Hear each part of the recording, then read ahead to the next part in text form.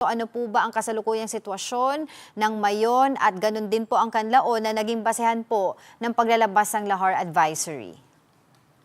Okay, so yung alam naman natin ngayon na ang Mayon ay nasa alert level 3, may lava dome growth, may lava flows din, rock falls at uson o yung pyroclastic density currents na nag-iwan ng maraming loose volcanic material sa dalisdis ng Mayon volcano.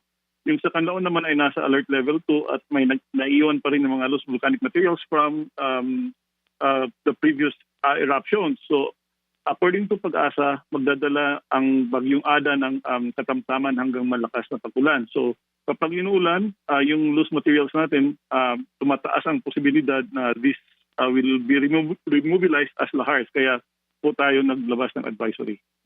At aling mga lugar po, base po sa inyong mga monitoring, ay tinuturing na pinaka nanganganib nga po sa lahar flow sakaling magtuloy-tuloy po ang malakas na ulan?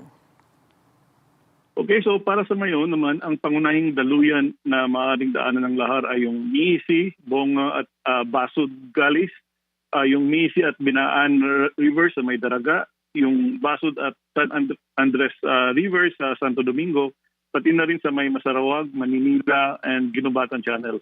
Now, for Canlaon, nanganganib ang mga ilog ng Bago City, La Carlota, La Castellana, Moises Padilla, San Carlos at Canlaon, including yung Ibid, Malaiba, Panubigan, Masulog, Binalbagan, Inayawan at Maragandang rivers at yung kanilang mga tributaries.